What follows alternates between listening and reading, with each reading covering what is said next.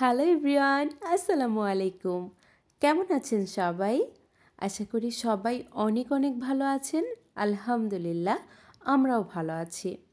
চলে আসলাম আরেকটা daily blog video নিয়ে। এটা হচ্ছে ফ্রাইডে স্পেশাল ব্লগ। ছুটির দিন মানেই হচ্ছে বাহিরে ঘোরাঘুরি আর এটা সেটা খাওয়া দাওয়া করা। তো আমরা প্ল্যান করে রেখেছি এখন থেকে প্রত্যেক অফ ডেতে করে আমরা সৈয়দপুর শহর বা নীলফামারীতে আশেপাশে ঘোরাঘুরি করব আর বিভিন্ন রকম স্টল থেকে স্ট্রিট ফুডগুলো আর কি ট্রাই করব। তো এই শুক্রবারে চলে গিয়েছিলাম রংঢং টি কর্নারে, সেই ফেমাস মালাই চা এবং পোড়া রুটি খেতে।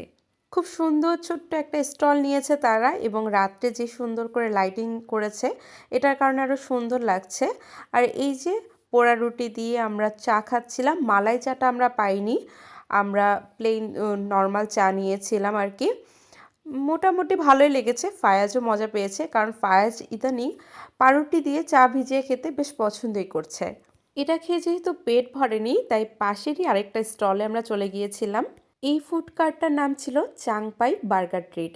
আমি অনেক দিন থেকে ফেসবুকে এটার রিভিউ দেখি, অনেক পজিটিভ রিভিউ দেখেছি যে এখানের খাবারগুলো বেশ মজার।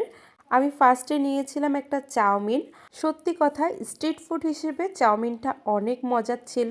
আর সবচেয়ে ভালো লাগছিল আমার ফাইয়াজ, সে হাত দিয়ে খাবে। ওকে আমি চামচ দিয়ে খাইয়ে দিতে চাচ্ছিলাম কিন্তু ও খাবে না, ও হাত দিয়ে নিজে নিজে খেয়েছে খুব মজা করে। এটা দেখে আমরা অনেক খুশি হচ্ছিলাম। এরপর আমরা একটা ছোট্ট রাইস বল প্লেটার নিয়ে নিয়েছিলাম, এটাও বেশ মজারই ছিল। তো সব কিছু মিলিয়ে আমাদের অনেক ভালোই লেগেছে। আমরা বুঝে গিয়েছি নেক্সটে বারবার এখানে গিয়ে খাওয়া যাবে কারণ খাবারগুলো বেশ মজার ছিল।